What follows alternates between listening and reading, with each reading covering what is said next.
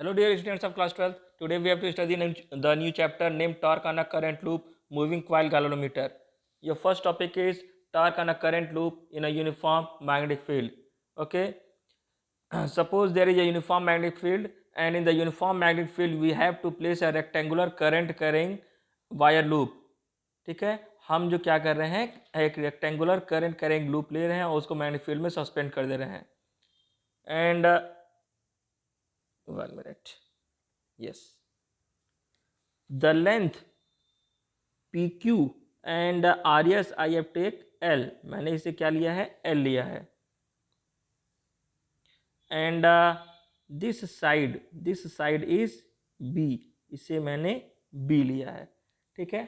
When you place this current carrying rectangular loop in the uniform magnetic field, then a force act on it. इसके ऊपर एक force लगेगा. देखिए, each side of a rectangular current loop experiences a force in magnetic field. Okay. See, the PQ and RS is perpendicular to the magnetic field. Therefore, F1 and F2 is equal. So force F1 equal IBL sin theta, and here the value of theta is 90, and you know very well the value of sin 90 is 1. So you will write F1 equal F2 equal IBL sin 90. sin 90 की value 1 हो गई तो IBL आप लिख सकते हो. देखिए, F3 and F4 are equal and opposite to each other, but their line of action is same. दोनों का लाइन ऑफ एक्शन क्या है, सेम है. इसलिए वो क्या करेंगे, एक दूसरे को कैंसिल कर देंगे. बट अगर आप F1 F2 देखिए तो दोनों का लाइन ऑफ एक्शन क्या है, वो डिफरेंट है. They form a deflecting couple which tries to rotate the loop in clockwise direction. Now torque acting on loop, ये हम लोग देख लें. टॉर्क एक्टिंग ऑन लूप देखिए, tau equal force into perpendicular distance, ये आपने पहले पढ़ रखा है.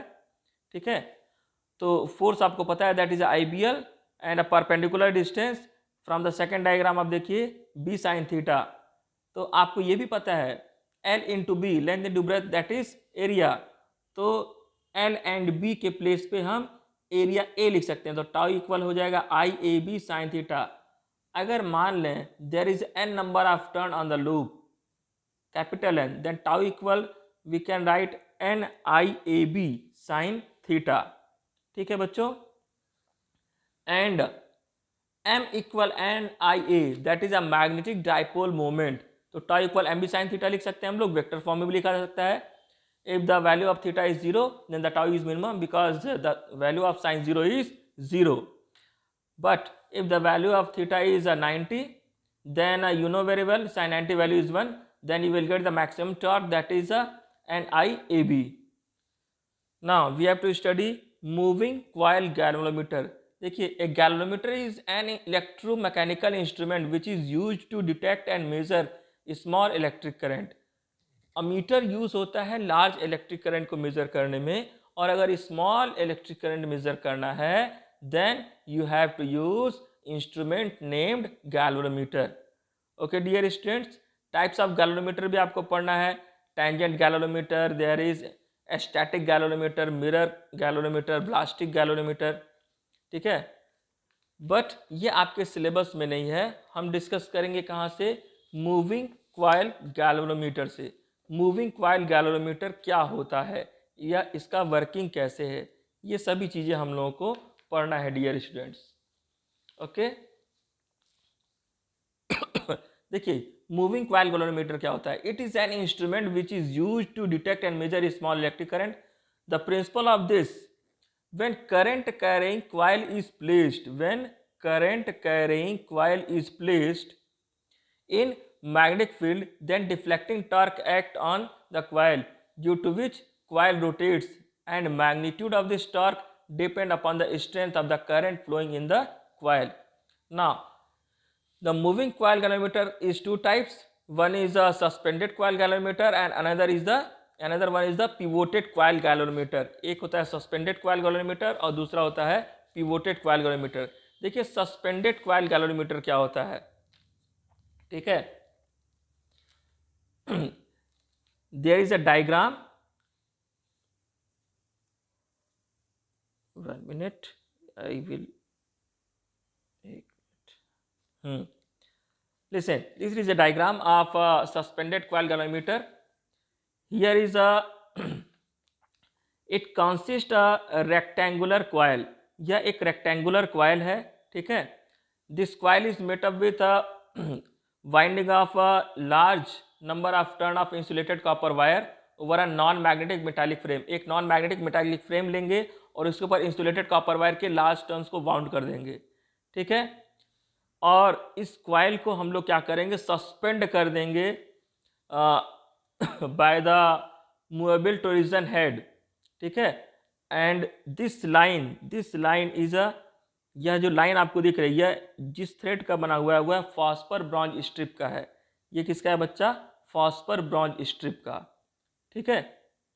तो हमने क्या किया, we have take a rectangular coil and this rectangular coil is made up with a large number of insulated copper wire wounded over it and it is suspended in the strong magnetic field with the help of phosphor bond strip and torsion head and there is a mirror is also fitted. यहाँ पे mirror भी लगा हुआ है, ठीक है. to the lower end of the strip a small mirror is attached which can rotate along with the strip and its deflection can be measured by using a lamp and scale arrangement. देखिए, lower end of the coil is connected to the spring which is then connected to the terminal second terminal that is a T2. second terminal जो है वो आपका क्या है, T2 है, यह वाला. यहीं से स्क्रू से इसे कनेक्ट कर दिया जाएगा. देखिए, torsion head is connected with the terminal screw T1. यह टर्मिनल स्क्रू T1 से कनेक्टेड है, ठीक है बच्चों. देखिए, in between pole pieces north pole and south pole within the coil a soft iron cylindrical piece is placed which is known as core. यह जो coil आपने लिया है रेक्टेंगुलर कॉइल, इसके मिड में रखा हुआ है एक सॉफ्ट आयरन पीस जिसे हम लोग क्या कहते हैं, कोर कहते हैं. And it does not touch the coil anywhere. यह कॉइल को कहीं भी टच नहीं कर रहा है. This whole arrangement is enclosed in a non-metallic case to avoid disturbance due to the air. The front side of the box is made up of glass. 3 leveling screws are provided at the base of case. The galvanometer is connected to the circuit through screw T1, T2. It can measure currents up to 10 to the power minus 9 ampere. ठीक है. अब देखिए, हमने पहले बता दिया आपको, जो हमने लिया था rectangular coil PQ and RS that is L and QR and SP that is B. तो एरिया हमने क्या ले लिया था, A लिया था. तो टार्क आपको पता है, जो टार्क है वह टार्क आपका है deflecting torque tau equal NIAB sine theta, ठीक है. अब देखिए, due to the deflecting torque the coil rotates so phosphor bronze strip get twisted. जब वो रोटेट करेगा तो जो ये फॉस्फर ब्रॉन्ज स्ट्रिप है वो क्या होगा, ट्विस्ट करेगा. और जब ट्विस्ट करेगा तो होगा क्या, रीस्टोरिंग टॉर्क उसमें डेवलप हो जाएगा, ठीक है. फॉस्फर ब्रॉन्ज स्ट्रिप में रीस्टोरिंग टॉर्क जो है वो डेवलप हो जाएगा, जो कोशिश करेगा कि कॉइल को उसके ओरिजिनल पोजीशन में लेके आए. So total restoring torque that is a C5. Total restoring torque that is a C5. ये देखिए, टोटल रीस्टोरिंग टॉर्क कितना है बच्चा, दैट इज C5. C क्या है, टोरिजिनल कांस्टेंट है. नाउ अगर इक्विलिब्रियम का कंडीशन देखा जाए तो in the equilibrium condition total deflecting torque is equal to the total restoring torque. It mean NIAB sine theta that is equal to the C5. अब अगर आपको करंट निकालने के लिए कहा जाए तो आप इजीली करंट निकाल सकते हैं, ठीक है. C upon NIAB sine theta into 5. अब देखिए, C upon NAB sine theta it is a constant, तो हम लिख सकते हैं I directly proportional phi upon sine theta. अगर थीटा की वैल्यू 90 लिख लें तब आपका जो करंट है वो डायरेक्टली प्रोपोर्शनल हो जाएगा किसके, फाई के, ठीक है बच्चों. अब देखिए, रेडियल मैग्नेटिक फील्ड क्या होता है, ठीक है. If pole pieces of magnet are cut cylindrically and cylindrical piece of soft iron is placed between them without touching the coil, then plane of the coil remains parallel to the direction of magnetic field in every position of the coil.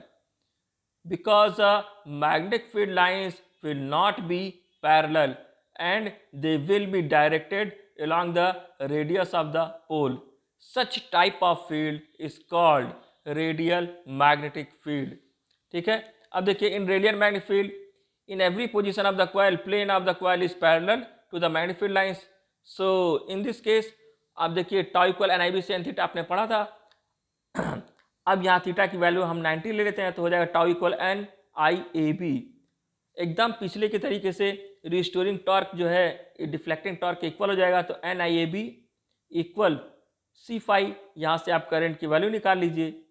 ठीक है, तो I equal C phi upon NAB and you know very well C upon NAB is a constant K. ठीक है, यह constant है. इस constant को कहा जाता है रिडक्शन फैक्टर ऑफ गैल्वानोमीटर. यह ध्यान में रखिएगा. ठीक है, now working base of the galvanometer is made horizontal by adjusting the leveling screw so that the coil may rotate freely in the magnetic field.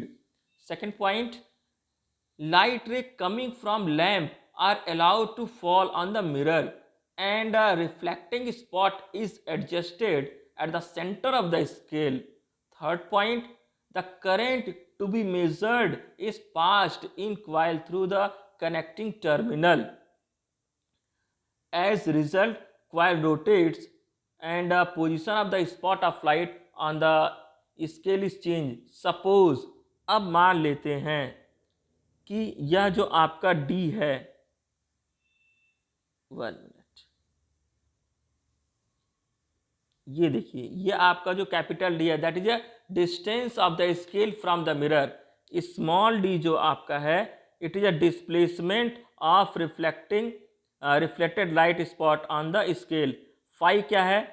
Phi है आपका deflection of the coil. Then हम कह सकते हैं 10 to phi equal small D upon capital D. ठीक है, phi is small, अगर phi बहुत स्मॉल है तब देखिए 10 to phi equal to phi. ठीक है, तो 2 फाई इक्वल आपका हो जाएगा displacement of reflecting light spot on the scale upon distance of the scale from the mirror. अब यहाँ से आप फाई की वैल्यू निकाल लीजिए. ठीक है, अगर डी को कांस्टेंट रखा जाए नियरली 1 मीटर तक then phi is directly proportional to the small D. Small D क्या है? Displacement of reflecting light spot on the scale. अब देखिए what is the pivoted coil galvanometer. Pivoted coil galvanometer क्या होता है? जिसे वेस्टर्न टाइप गैल्वेनोमीटर भी कहा जाता है. ठीक है बच्चा, इसको वेस्टर्न टाइप गैल्वेनोमीटर भी कहते हैं. तो देखिए इस it is also known as moving coil galvanometer. ठीक है, it consist a large number of turn of insulated copper wire bound over a metallic frame. देखिए the end of the axle frame of the coil are inserted in 2 pivots.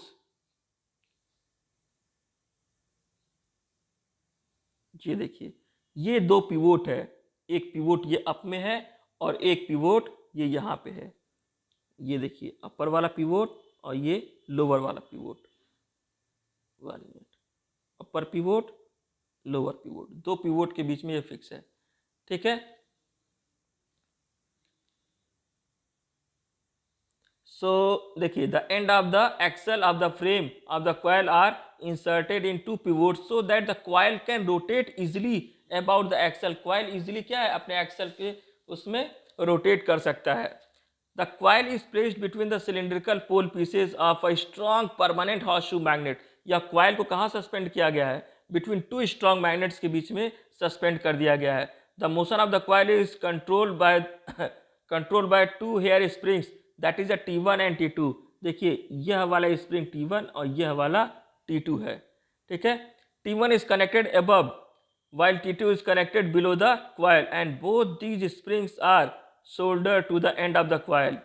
देखिए an aluminium pointer is attached to it. इससे ये देखिए जो pointer बना हुआ है ये किसका बना हुआ बच्चा? एल्यूमिनियम का है. ठीक है, moving part which moves on a circular scale with 0 at its center and equal division on both sides of the central 0. यह जो स्केल लगा है जितना डिवीजन इस साइड में होगा, उतना ही डिवीजन इस साइड में होगा। दोनों साइड में डिवीजन क्या है, सेम है। ठीक है बच्चों, listen carefully. When current is passed the coil of the galvanometer experiences a torque due to which it rotate, as result the hair springs get twisted and pointer moves on a circular scale giving reading. It can measure current up to 10⁻⁶ ampere. अब देखिए एक topic आती है shunt. Shunt क्या है, देखिए shunt is a low value resistance which is connected in parallel with galvanometer to protect it from strong current. जैसा कि आपको पहले से पता है, गैल्वेनोमीटर जो है वो स्मॉल करंट मेजर करता है।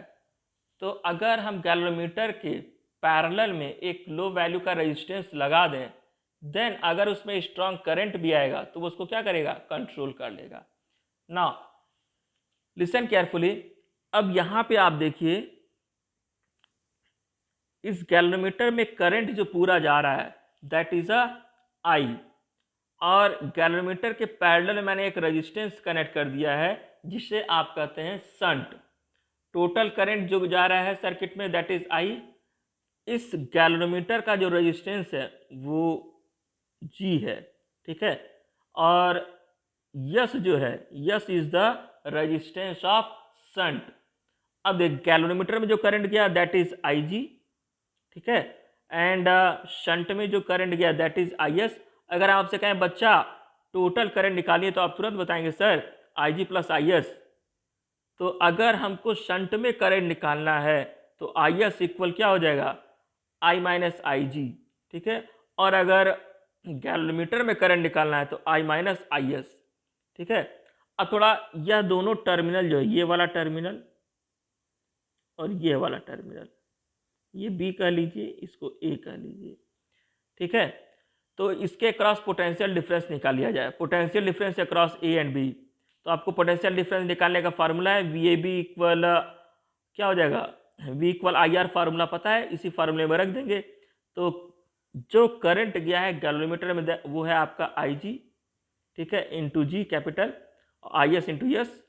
अब देखिए, अब इसके बाद अगर हम निकाल रहे हैं आई जी की वैल्यू, तो आई जी इंटू जी इक्वल क्या हो जाएगा, आई minus I G into yes, ठीक है। अब यस को अंदर मल्टीप्लाई कर दीजिए और उसके बाद इसको सॉल्व कर लीजिए, तो आई जी की वैल्यू आ जाएगी S upon G plus S into I, ठीक है। यस क्या है बाबू, that is a resistance of shunt, और आपका जी क्या है, रेजिस्टेंस ऑफ गैल्वेनोमीटर। इसी तरीके से आप आई जी की जैसी वैल्यू निकाले हैं वैसे ही आप वैल्यू निकाल सकते हैं आई एस की भी, ठीक है बच्चा। अब देखिए इसका यूज क्या है, it is used for protecting the galvanometer from being damage by large current. इसका सेकंड यूज क्या है, it is used for converting a galvanometer into meter and it is also used for converting galvanometer into volt meter, ठीक है।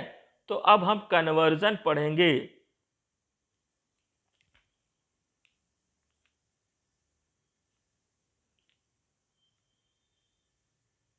देखिए conversion of galvanometer into meter. Galvanometer को ammeter में connect करने के लिए क्या करना है, देखिए an ammeter is a low resistance galvanometer which is use to measure the current in the circuit in ampere, ठीक है।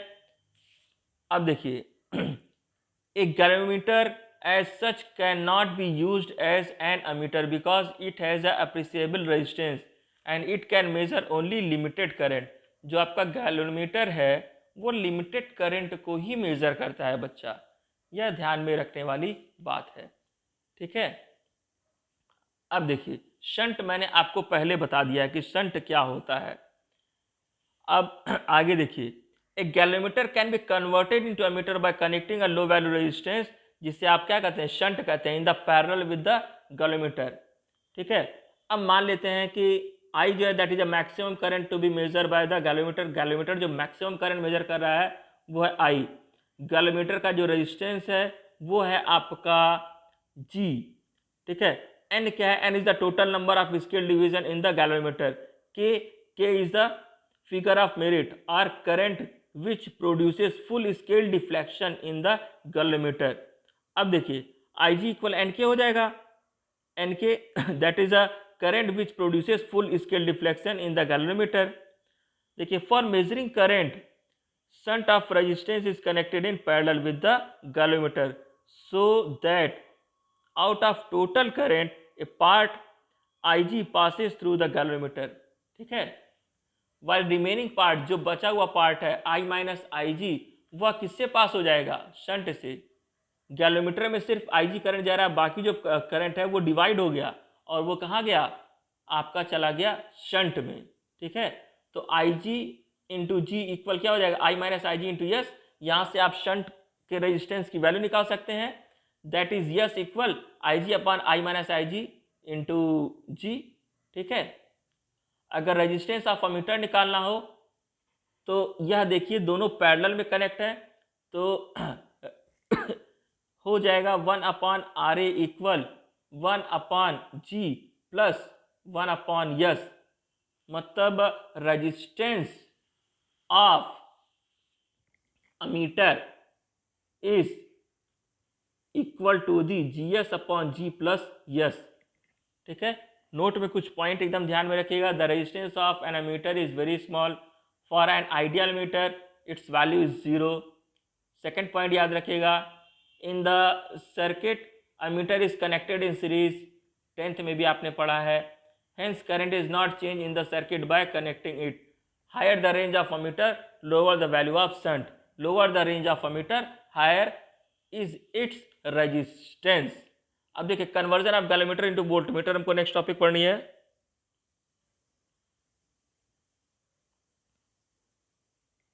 देखिए वोल्टमीटर क्या करता है, voltmeter is an instrument used to measure the potential difference between two points in the electrical circuit. किसी circuit में, किसी circuit के क्रॉस में पोटेंशियल डिफरेंस कितना है 2 पॉइंट्स के मिड में, उसको मेजर करने के लिए हम लोग यूज करते हैं वोल्टमीटर, ठीक है। वोल्टमीटर आपको पता है हमेशा रेजिस्टेंस के पैरेलल में ही कनेक्ट होता है, ठीक है। अब देखिए a voltmeter is a high resistance galvanometer which is used to measure the potential difference between 2 points in the electrical circuit in volt. अब देखिए गैल्वेनोमीटर को कैसे ये आपका प्रैक्टिकल भी है, ठीक है। कन्वर्जन जो है आपका ये प्रैक्टिकल भी है। A galvanometer can be converted into a voltmeter by connecting a high resistance in series with galvanometer, ठीक है। गैल्वेनोमीटर के सीरीज मैंने लगाया है, ठीक। आगे देखिए, मान लिया जाए लेटस मान लीजिए, ठीक है, कि जो गैल्वेनोमीटर का रेजिस्टेंस है वह जी है, एन क्या है, total number of scale in the galvanometer के आपको पता है फिगर ऑफ मेरिट। तो ये देखिए आई जी इक्वल आपका क्या हो जाएगा बच्चा, that is N K, I G equal N K. V जो है आपका मैक्सिमम पोटेंशियल डिफरेंस है, ओम्स लॉ लगा दीजिए, तो वी इक्वल आई आर पता है, I equal V by R पता है।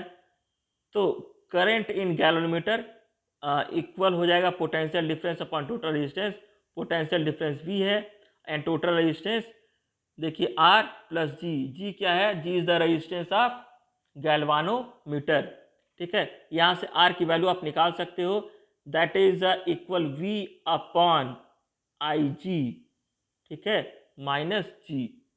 यह हो गया आपका रेजिस्टेंस की वैल्यू।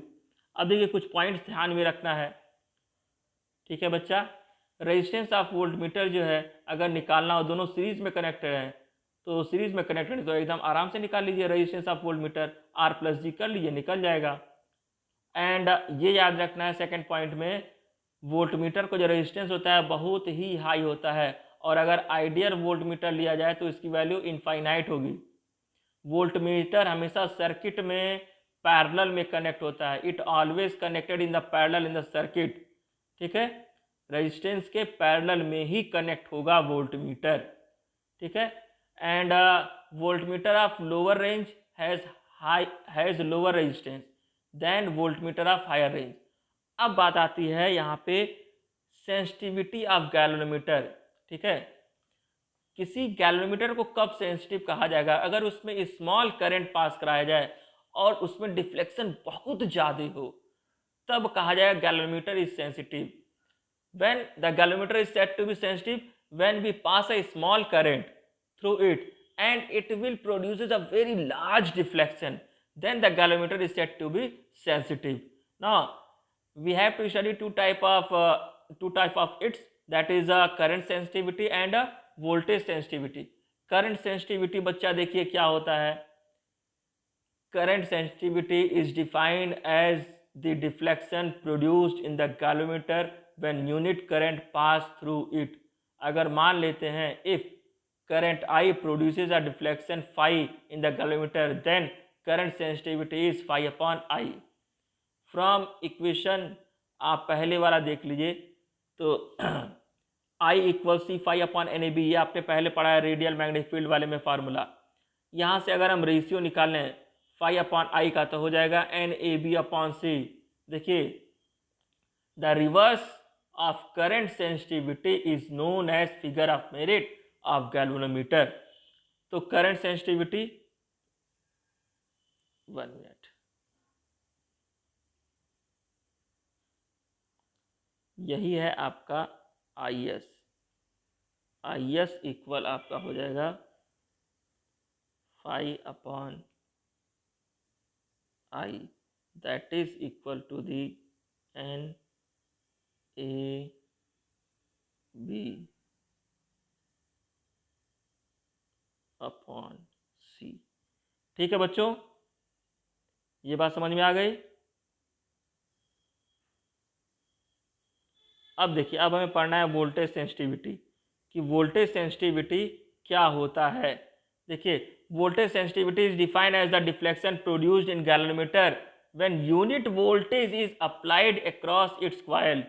अगर मान लें if V voltage produces deflection phi in the galvanometer, then voltage sensitivity is phi upon V. ठीक है, करंट सेंसिटिविटी में फाई अपॉन आई था, यहाँ पे फाई अपॉन वी हो जाएगा।